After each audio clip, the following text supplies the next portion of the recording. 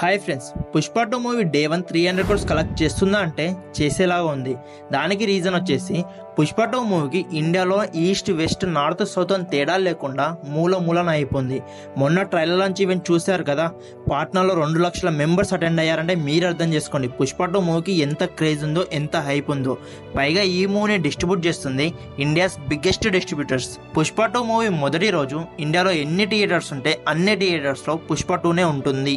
మొన్న దేవర మూవీకే ticket sales ఎక్కువ అనుకుంటే ఇప్పుడు పుష్ప మూవీ టీం వాళ్ళు దేవర కంటే ఎక్కువ అమ్మాలనుకుంటున్నారు. పైగా ప్రీమియర్స్, 1 షోస్, బెనిఫిట్ షోస్ ఇలా చాలానే ఉంటాయి. వీటితో పాటు కొత్తగా మైత్రి వాళ్ళు ఈచ్ అండ్ ఎవ్రీ థియేటర్ లో ఫస్ట్ టికెట్ ని వేలం వేద్దాం అనుకుంటున్నారు. ఎవరు ఎక్కువగా పాడుకుంటే ఆ టికెట్ వాళ్ళకు వచ్చేలా. ఇలా పుష్ప 2 మూవీ ఫస్ట్ డేనే 300 కోట్లు కలెక్ట్ చేసే ఛాన్స్ ఉంది.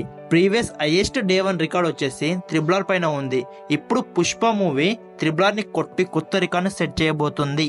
ఏది ఏమైనా రాజమౌళి రికార్డును కొడితే వచ్చే కిక్కే వేరప్ప.